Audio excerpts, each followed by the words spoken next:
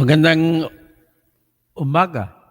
Alas 12, ano na, alas 12:32. Ang ating isa sa pinakamalaking problema ng bansa natin ngayon ay hindi lang impeachment. Hindi lang po yung tinatawag na extrajudicial killings, pero murder lang yun. Hindi lang yung online gaming. Hindi lang yung corruption. Ang matindi pang baha. So ano bang solusyon sa baha? Ladies and gentlemen, may mali pang pronunciation ko, pasensya na. Ako po si Toto Tirador. Ito, bago ko umpisahan at nag-aantay ako ng audience, patugtugin ko muna yung aking station o channel ID.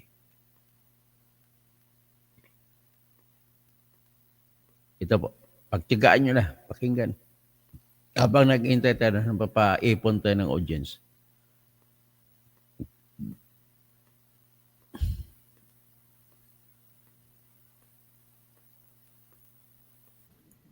Ako po si Dr. Toto Tirador.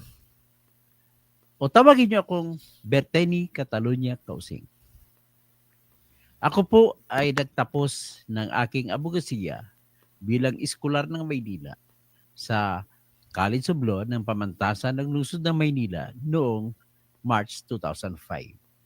At kumuha ko ng bar exam noong September 2005 na isa sa pinakamahirap na eksaminasyon na nangyari sa bar exam history at ako'y nakapasa kagad. At siyam kaming magkaklase, 8 kami nakapasa. Isang record yan sa panahon na yon. At ako rin po ay gumraduate bilang isang consistent na full scholar sa Mindanao State University, Marawi City noong 1988 sa kursong Bachelor of Science in Civil Engineering. Kaya ako po ay lisensyadong civil engineer din. Ako po ay nagkaroon ng karanasan bilang isang editor ng People's Journal Tonight sa loob ng 15 taon. At bago niyan, nagsimula po ako sa pagiging sports writer. Pagkatapos niyan, ako ay nagtuloy sa abogasiya. Ito po ang aking karanasan at diyan ko nakukuha ang aking katalinuhan sa pagtingin ng mga issue sa batas at bayan. Kaya po tayo ay umiikot-ikot sa mga issue ng katarungan, katotohanan, at bayan. Kaya samahan niyo po ako sa aking programa. Ay, tika pala. Nais ko lang magiging isang honest na tao. Ako po ay nadisbar noong 2023. Sapagkat po, ang rason na ginamit ng Supreme Court, mali daw yun yung aking ginawa na pag-post sa Facebook ng reklamo na plunder na aking ginawa. At yun naman daw ay bawal daw kapag hindi pa naisampa sa ombudsman. Pero naisampa ko rin pagkatapos ng huling araw ng Enero 2019. Okay? Tara na, pakinggan niyo po ako. Okay? Ngayon, magsimula tayo sa tinatawag na balahuraan talaga, hindi na talaga matitis. Mga kababayan ko, hindi mo na kailangan maging engineer para malaman mo kung ang mga proyekto pang baha ay nagawa ba. Pag may baha, ang proyekto ay wala. Ibig mo sabihin, dalawang bagay lang yun. Ginawa na hindi maganda, kinatkong, kinahoy, o di kaya hindi ginawa at may naglista na kunwari tapos na. Dalawang bagay lang yan. Pero yung pinakamalaking ebidensya na hindi nila maitatanggi ay yung sa katotohanan na may baha. At dahil diyan, sa 3 termino ni BBM, panay baha. Akalain ba yung nakaraan, nag-privilege fees pa siya, nagmayabang 5,500 flood control projects na tatapos natin. Pagkasunod na linggo, Bumahaan ang todo. Napahiya. Napilitag umamin si BBM. Kagandahan naman, umamin naman siya. May lakas ng loob na umamin. E di nung nakaraang SONA, anong nangyari? Kabaliktaran. Pasensyahan tayo. Mahiya naman kayo. Sino yan? Mga tinutukoy niya. Although without saying so, tinutukoy niya mga congressmen. Ano kaya ang papapala nito? Matutuloy ba ito? Alalahanin mo, mga kakampi niya ngayon, lumalabas mga kakampi niya, ang mga congressmen.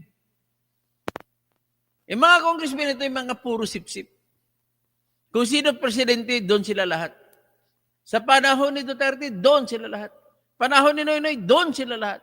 Panahon ni Gloria, doon sila lahat. Panahon ni BBM, doon sila lahat. Baliktaran. Yan ang pinakamatinding politiko sa buong mundo, yung sa Pilipinas. So ngayon, ang problema ngayon, mukhang napasubo ata si BBM. At ang nilabas ay nagpalabas ng 15 kontraktor na nakakupo ng 60% ng proyekto sa buong Pilipinas. Ang mga kontraktor na ito, nako, isa sa pinakamalaking kontraktor dyan ay yung SunWest Corporation na pag-aari ni Saldico. Sinasabi niya, nag-divest daw siya. Utot mo. Paano ka magda-divest? Divest na nag-anunsyo lang? Divest na kunwari gumagawa ng deed of assignment of rights? Kayo, inaasahan ko si Senator Marcolita. Kayo dyan na mga makonsensya ng mga congressmen, hinihiling ko po sa inyo na magpalabas kayo ng batas. Anong batas ipapalabas ninyo? Kaya lang wala, kayo rin mapaparusahan, wag na lang.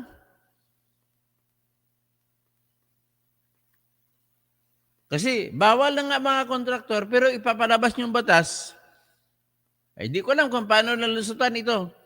Mula ngayon, magpalabas kayo ng batas na ang sinasabi sa batas na ang mga kontraktor mag-divest. Ang ibig kasi sabihin ng mag-divest ay bitawan mo yung kapital mo, bitawan mo ang lahat ng interest mo, ibenta mo yung dapat yung mag-aari ka kontraktor ka, may-ari ka ng construction firm. Dapat ibitawan mo na yan. Ibenta mo sa ibang tao. Kasi alam problema, mga kapatid din, mga anak niya rin ang nahawak. Kahit na hindi kapatid, hindi ka mag-anak, itapon, ikunwari, ibebenta sa kahit sino mang tao, pero sila pa rin, nagkunwari na lang. Kaya, maglabas kayo ng batas na kailangan ang proseso ng pag-divest ay iisa lang. Bawal ang donation. Kasi sa kamag-anak na ibibigay yan. Ang gagawin na lang natin po, kailangan ay benta talaga. Hindi pwede na deed of assignment lang. Kasi pag deed of assignment, si Saldico, nag-deed of assignment siya sa mga anak niya, doon pa rin. So ano ngayon ang dapat gawin? Hindi po deed of assignment. Kasi deed of assignment po, para maintindihan niyo Raul Salazar, sa kay Aldo, Onoblobis, ang deed of assignment kasi, sasabihin ko, gagawa ko ng kasulatan. Halimbawa, si Raul, kapatid ko, Raul Salazar. Ibigay ko na sa iyo mula ngayon ang lahat ng pag-aari ko sa SunWest Corporation. Ako halimbawa, Saldico. Sulatan lang yun. Pirmahan ko, notaryuhan. Ipakita ko kayo sa Kongreso. Nagbibitaw na ako. Binigay ko sa kapatid ko. Bawala na po yung ngayon. Kasi bakit? Wala namang binayad halimbawa si Raul Salazar, kapatid ko. Tsaka, di kapatid ako si Sara Diskaya, di ka si Saldico. Pag binitawan mo, ang problema sa kanila kasi ginagawa, gumagawa lamang po ng deed of assignment. At wala namang bayad. Kailangan po gagawa ng batas na ang isa lamang ang kilalaning pamamaraan sa pag-divest, yung pagbenta. At pagbenta, hindi sapat ang pagpapakita ng deed of absolute sale. Kung di, ipakita na nagbabayad ng capital gains tax kung sa shares of stocks. At ipakita na nagbayad sila sa Bureau of Internal Revenue na buwis sa capital gains tax.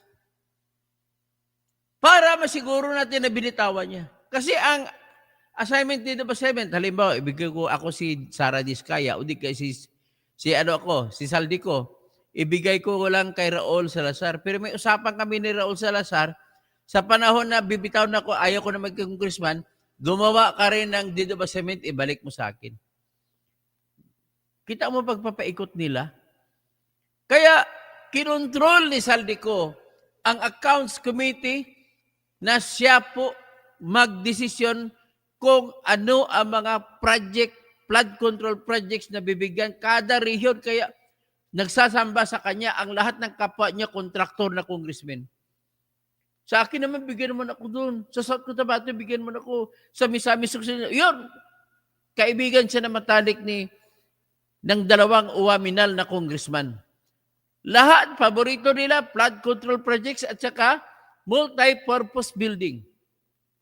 Kagaya kay Joel Chua, nakakuha siya ng multi-purpose building na project, 19 million. Anong ginawa niya? Yung multi-purpose project niya, ginawa niya na barangay hall para sa barangay 313 na itanayo sa gilid ng kalsada, sakop pa ng kalsada, dyan sa Santa Cruz, Maynila. Kaya pinagiba ni Isko. Kasi ang kalsada is beyond the commerce of men. Ibig sabihin, hindi mo pwedeng gamitin pang negosyo o pang anuman. Ngayon, dapat ikulong si ilista ko na nga ito. Bakit nakalimutan ko lagi? Sampahan ko ng reklamo si Joel Chua Padisbar tsaka Etex dahil sa barangay hall na pinatayo. Akalain mo patayo ka, walang building permit. Pinatayo mo pera ng bayan, itinayo mo sa kalsada. Walang building permit. Walang bidding. Paano ka magkaroon ng bidding kung ang lupa na tatayuan mo ay bawal? Ito ngayon, isa yan sa, kailangan siguro maging aktibo na lang ako. That's the only way makatulong ako sa bayan. At wala, hindi ko na sila asahan eh. Ganun na lang. Tapos, ibinenta, pasalamat din ako kahit papano kay BBM. Nagpalabas siya na nabisto niya ng mga 15 kontraktor. Ito, pakinggan na, tingnan natin. At kung makita ninyo itong 15 kontraktor, ay ididiin ko kay Barcoleta na gumawa sila ng batas. Kagaya na sinabi ko na ang deed of assignment bawal na magiging pamamaraan sa pag-divest. Kailangan benta talaga para sigurado tayo na binitawan talaga. Kasi halimbawa, si Raul, kapatid ko, Raul Salazar, pagkapatid kita, naging congressman ako. Tapos, sabi ko, Raul, kapatid, hindi na ako pwede maging kontraktor. O gagawa tayo ng papel, ha? Ibigay ko sa iyo, pero assignment lang, ha? Tapos, ibalik mo rin sa akin. Ganun po ang mangyari. Kaya kailangan bentahan talaga na mayroong resibo na bentahan at pera tinanggap at may cheque. Kailangan cheque ang pamamaraan sa pagbayad para makita natin. At kailangan magbabayad mismo ng tax o buwis sa Bureau of Internal Revenue para sigurado tayo na nagbebenta talaga. Di ba? Tama ba ako, Raul Salazar? Sabi niya, di mapamanganib doon si Bunuan doon ito. Tama ba ko, Violet Brown, kung naintindihan mo ibig sabihin? Kasi pag hindi ko bibitawan, congressman pa rin ako, hahanap ako, gagawa ko ng paraan na magkaroon ng proyekto. Sabi ni Raul, dami na ako nakalaban sa bidding sa government. Puro hawak na nila ang project. Drawing pa lang. Actually, ang alam ko dyan, Raul, hindi pa lang dinodrawing. Meron ng Meron ng advance ang kontraktor.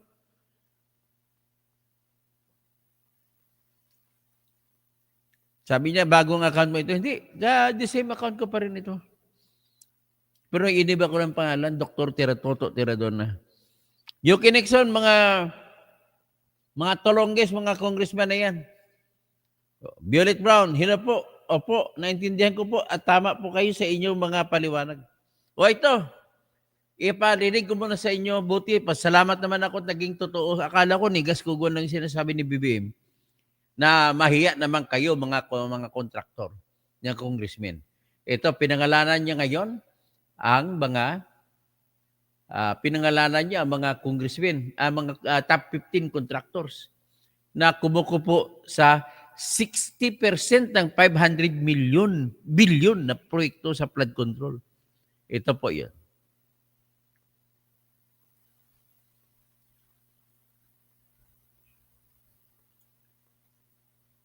Ito yan. Sa naging presentasyon ng Pangulo, may malinaw na bang mananagot sa alegasyon na may anomalya sa pagpapatupad ng flood control projects? Ibig sabihin ay may malinaw ng pananagutan ang mga pinangalanan ng mga contractors ng flood control projects. Initial pa lamang itong inilabas na resulta ng investigasyon na para kay Pangulong Marcos ay mahalaga at dapat nang mapagtuunan ng pansin. Sa presentasyon ng Pangulo kanina, inilabas niya ang pangalan ng 15 contractor na may pinakamaraming flood control projects mula noong July 2022. Bantay-bantay na. Bantayan natin na Ben Reclamador. Magandang gabi, magandang umaga po. Itong topic natin na isa sa pinakamatindi na problema ng bayan. 5 sa 15 contractors sa may proyekto sa iba't ibang panig ng bansa. 5 of these 15 contracts have projects in almost all regions nationwide. Ang justification sa pagpili ng kontratista ay para sasabihin, pagbigyan naman natin yung local. Okay ha? Ano may mga 5 contractors? Ino po sila? Legacy Construction Corporation. Number 2, Alpha and Omega General Contractor and Development Corporation. Number 3, St. Timothy Construction Corporation. Number 4, EGB Construction Corporation. Number 5, Road Edge Trading Development Services.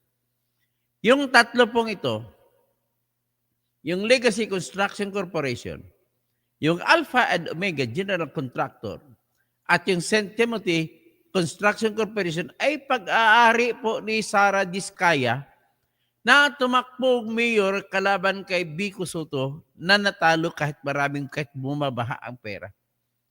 Siya po ang may-ari. Pakinggan natin tuloy.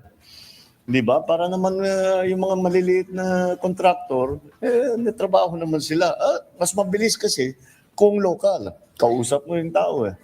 Again, my experience as governor is that as much as possible, we try to do it by local. Kasi pwede namin, may madali. Sabi, bilisan nyo na, bakit wala pa? Pwede mong anihin. You have some influence. Isa rin sa mahalagang natuklasan ng Pangulo na may mga proyekto na may pare-parehong project cost. Oo, Kaugnay nito, inilunsad ng Pangulo ang website. Grabe ha. Pare-pareho ang lahat. 100 projects, bakit 150 million ang lahat ang halaga? Yan naman pinapamigay sa congressman. Tapos, kung pare-pareho, iba-iba naman ang lugar. Paano nangyari na pare-pareho? Pare-pareho pang design? Anong klase? Kahit na pareho ang design, pagdating sa Mindanao, mahal ang materialis doon, dapat ibang halaga. Pakinggan natin.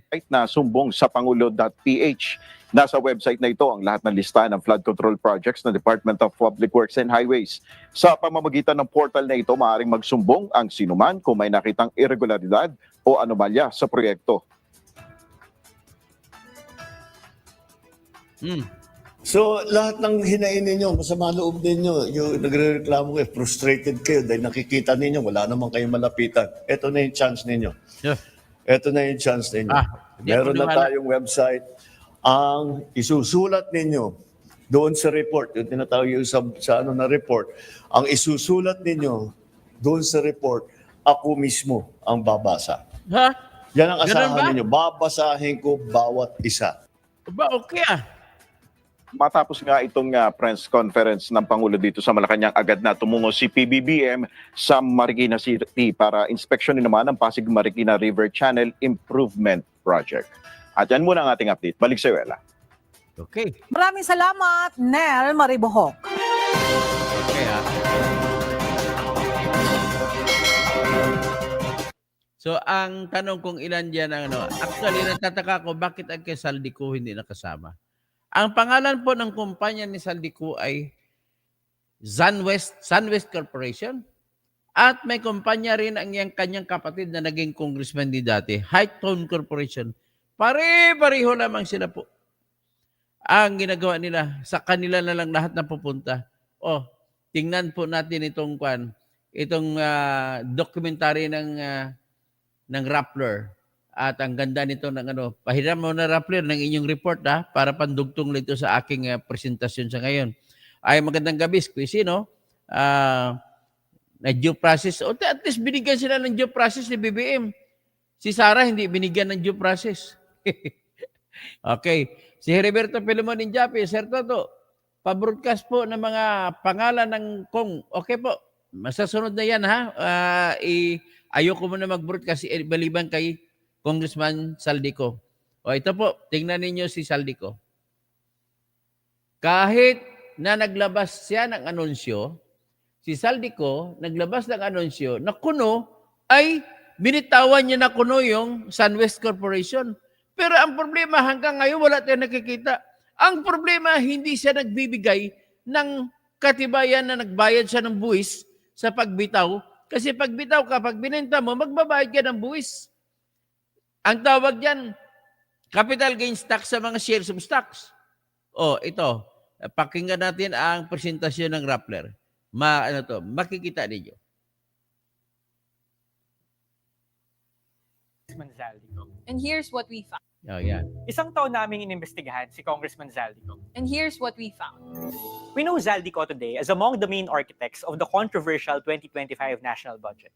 Zero subsidies sa PhilHealth, funding cuts sa DepEd, at bilyon-bilyong budget para sa ayuda program na AKAP na brainchild ni Speaker Martin Romualdez. Weeks after President Marcos signed the budget, Congressman Zaldi was abruptly removed as chairman of the House Appropriations Committee.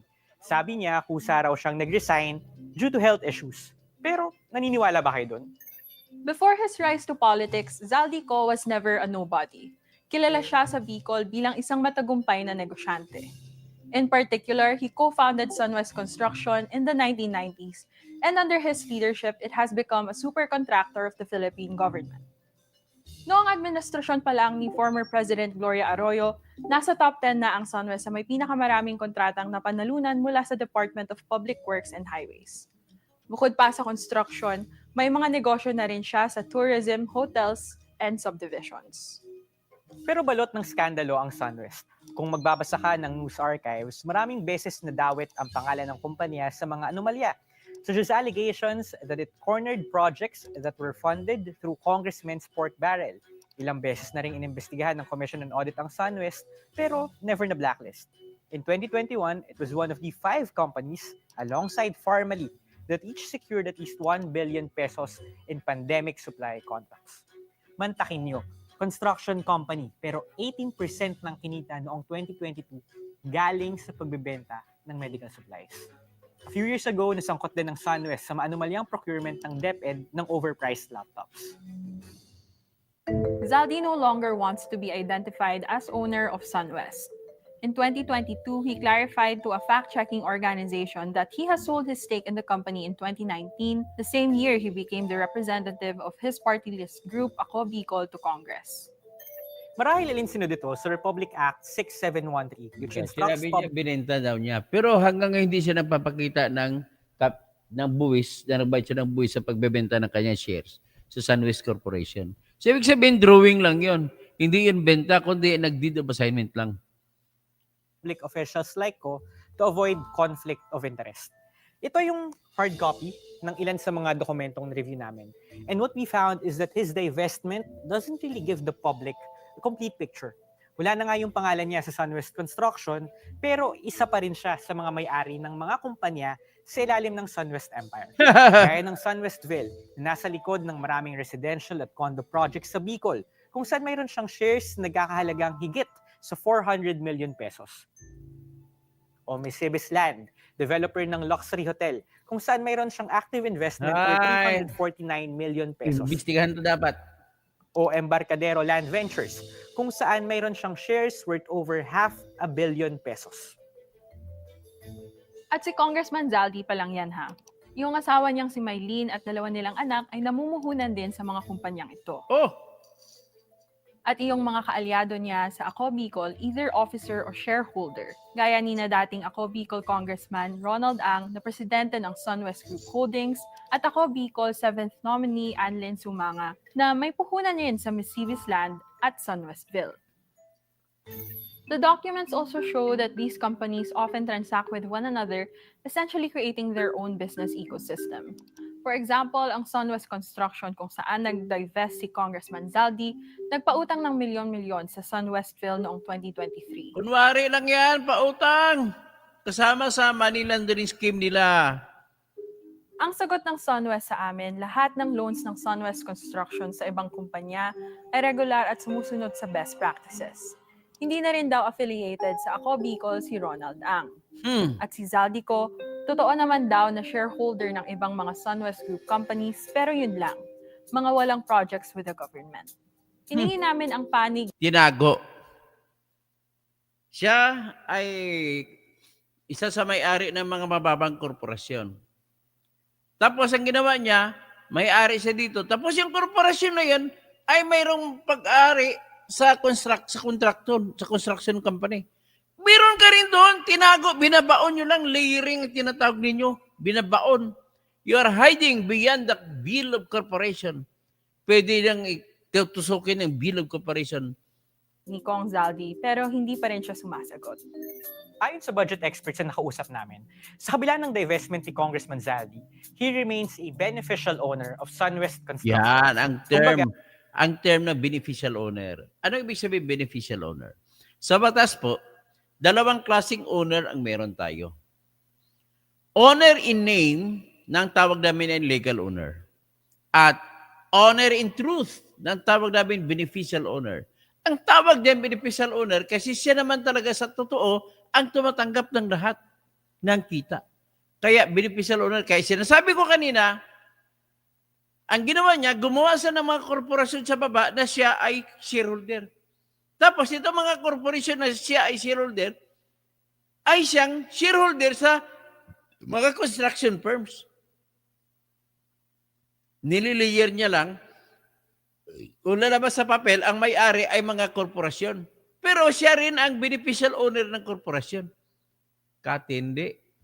he still owns or dominantly influences the management or policies of the company because of the ties and transactions between SunWest Construction and its subsidiaries. Kasi nga, nag-invest siya doon. Kumbaga, part siya ng mga may-ari ng mga kumpanyang yon.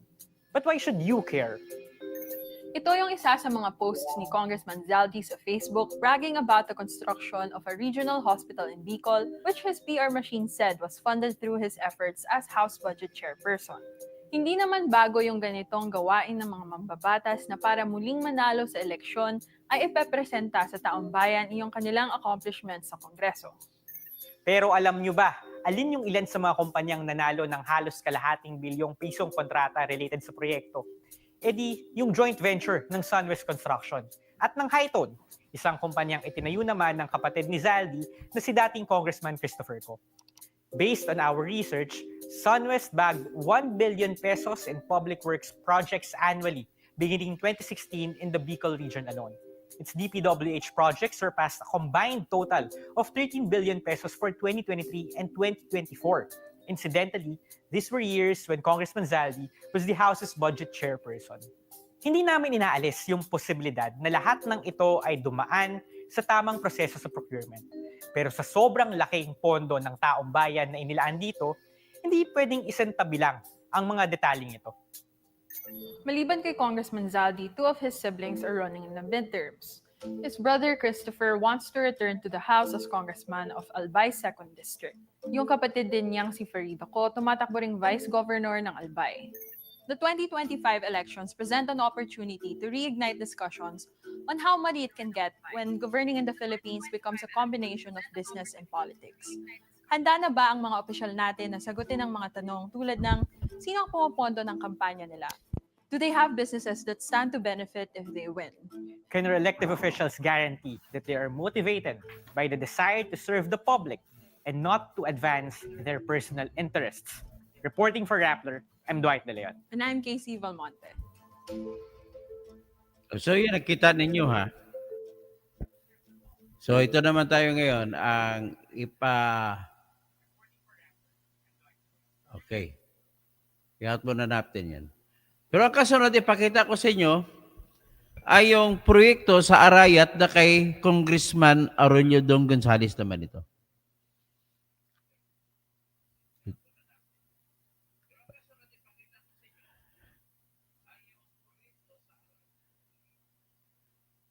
Ito, 3rd District ng Pampanga. Ang kontraktor yan, siyempre dami lang ni Aurelio Dong Gonzales. Patingnan ninyo.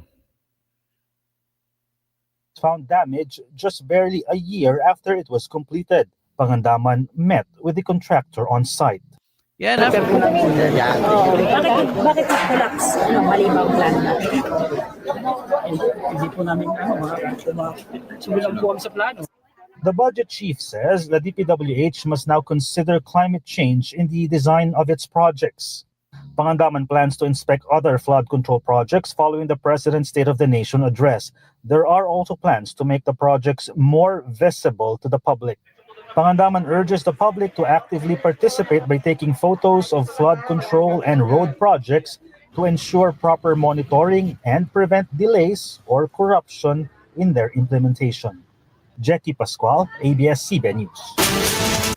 So yan pinipresenta ko na sa inyo ang kung ano dyan. Ngayon, babasahin ko lang sa inyo.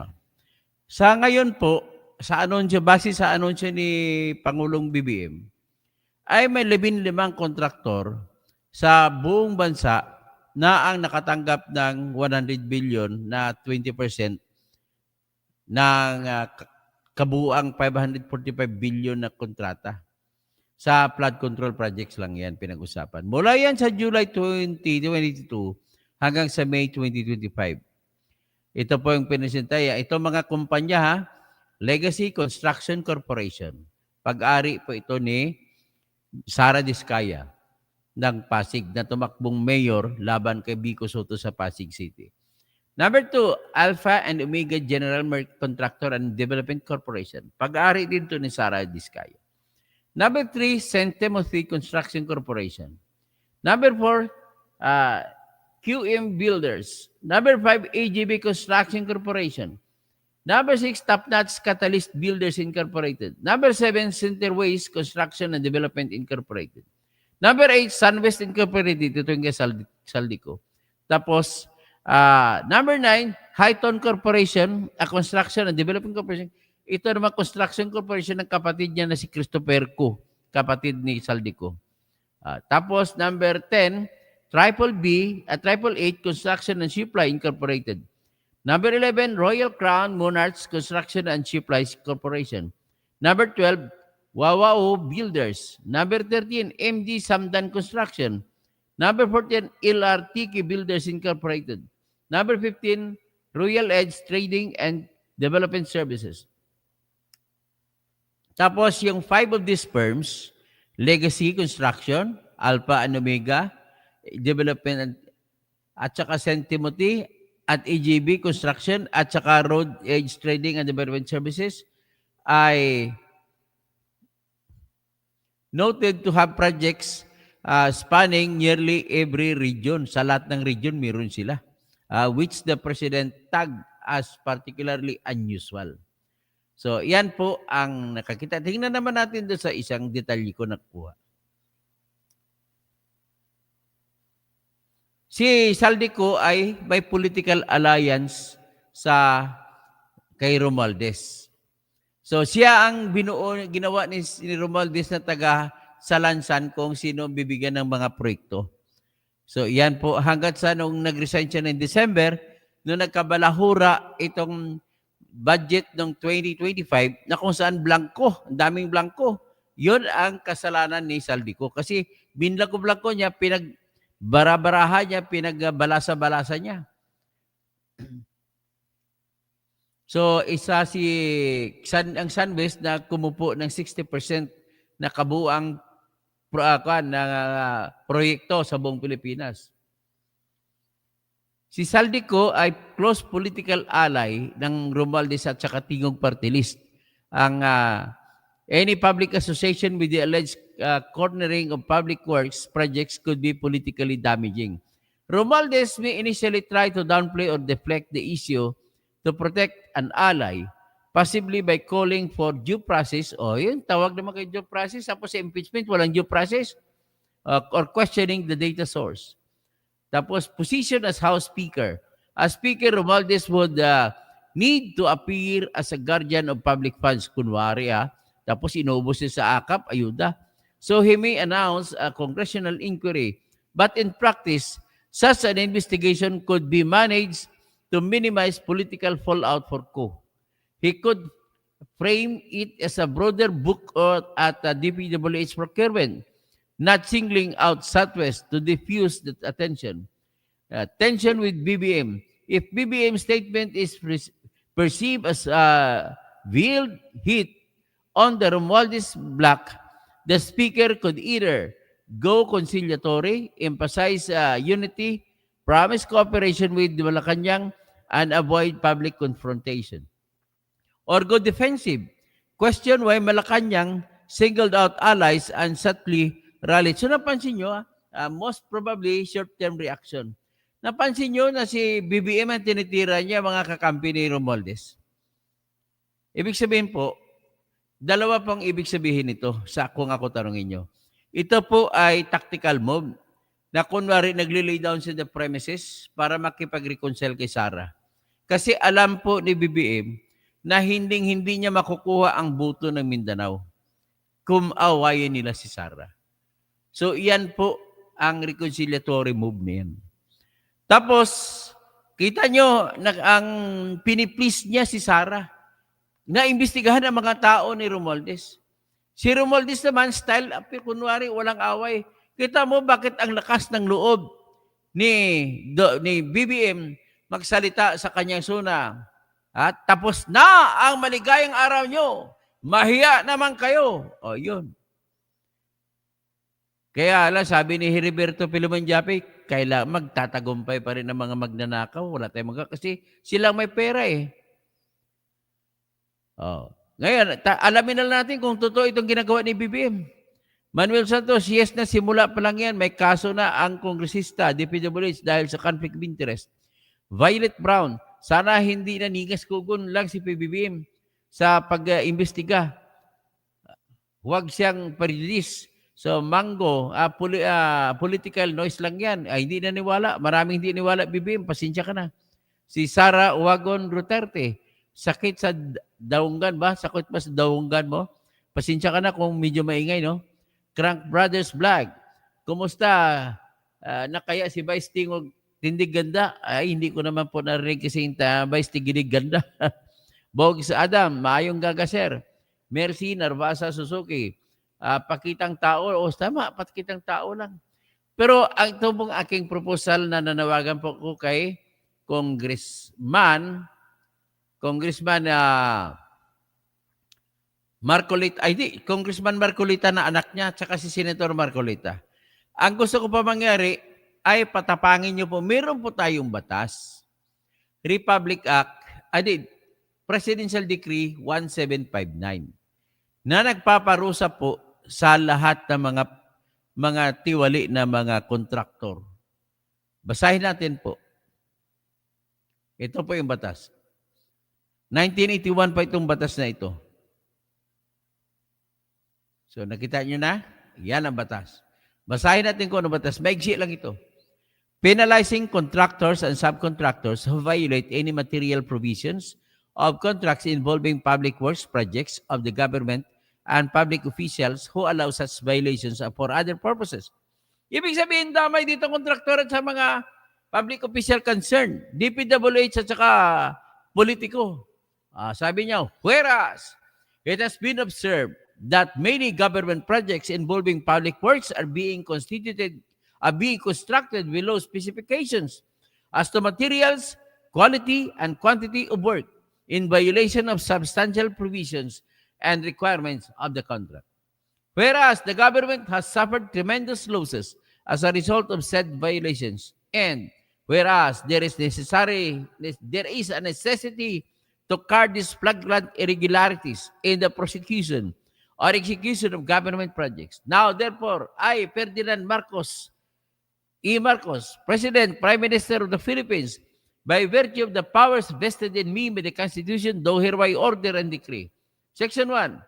Any provisions of law to the contrary notwithstanding, contractors and subcontractors who violate any material provisions of contracts involving public works projects, either as to materials, quality, and quantity of work, resulting in the prejudice of the government, shall suffer the penalty of from 12 years to life imprisonment at the discretion of the court, and shall, in addition, suffer perpetual disqualification from participating in any government contracts. The offending contractor or subcontractor shall further be liable for the cost of reconstructing such public works project in accordance with the specifications agreed upon. In case of corporations, partnerships, or associations, the president, general manager, or any responsible chief executive officer shall be liable. Section 2.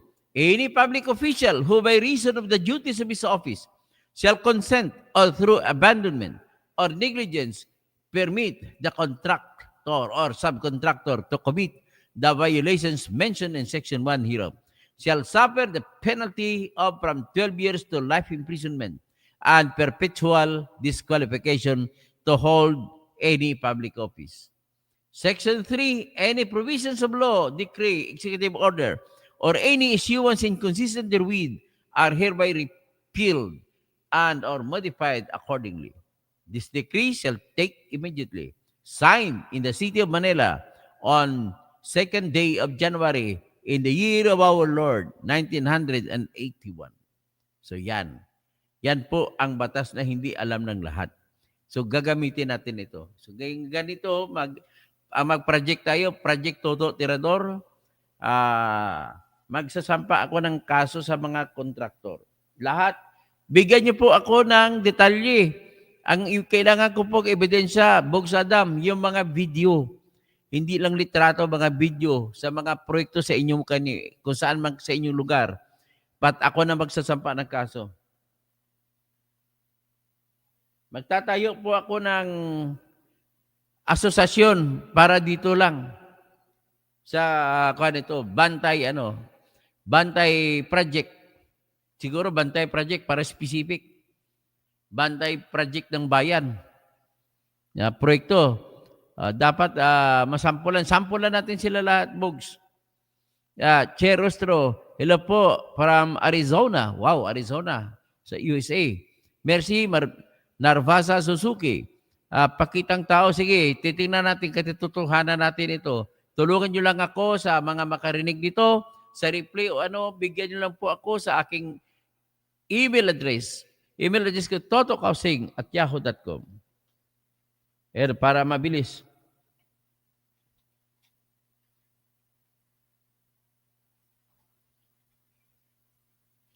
Yan, i-email sa akin lahat mga video at saka mga dokumento.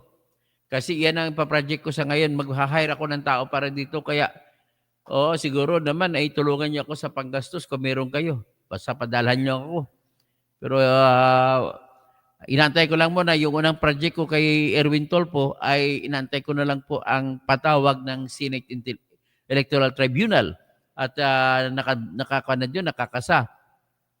Mga kababayan ko, hanggang dyan lang siguro natin si Che Rostro, sino pang hindi ko natawag? Si Mongo, political noise lang daw. Si Manuel Santos. Okay. Si Ben Reclamador, si Squitry. Okay. So magandang umaga po sa inyong lahat. At tulungan niyo ako pag-disseminate nito. At please lang, like po at matutuwa na ako. I-share niyo, matutuwa ako. At ito lamang po ang aking lakas loob. Nagbibigay ng lakas loob para magpatuloy ako sisiwalat at magbigay sa inyo kaalaman, kagaya nitong batas na to. Ang kahabol ko to, ang lahat ng mga congressman na may sakop sa proyekto, kakasuhan ko, wala nang maraming tanong kung bakit nasira. Kung may makita ako na crack o litik, o crack sa mga kalsadang ginawa, kakasuhan ko na kayo. At kung makikita ko ba, makuha na ng video, pag binaladala mo sa akin ng video, yung video na mga kalsada, wala pang 2 buwan ay nagtatalsikan na yung mga buhangin, yan po substandard yan. Pakikunan nyo ng video. Sasampa natin. Tapos kunan nyo ng video para maipatunay na kung saang lugar yan. Okay? Tapos siguro, kung takot kayo, huwag na lang kayo magsalita. O di kaya maggamit kayo ng pangdaya na pangdaya. O di kaya binadala sa akin kahit kayo magsalita. Hindi ko idadalhin ang hindi ko na ipapakita kung sino nagsasalita. Hindi ko rin sasabihin kung kanino nang galing. Ganon ang protection ang bibigay ko sa inyo. At gagamitin ko rito yung tinatawag na aking karapatan sa ilalim ng Republic Act 53 na hindi ako pwedeng persahin na sasabihin kung kanino ko kinuha ang mga informasyon at ang mga video na aking mga nakukuha. So si Raul Salazar, Alpha, Omega, kay Diskaya pa din. Yan, okay. Raul Salazar, mukhang marami kang alam. Bigyan mo ako ng video, mga ebidensya. Magsasample na ako. Yung tungkol kay Sarah Diskaya na alam mo. Sige, magandang umaga po sa inyong lahat.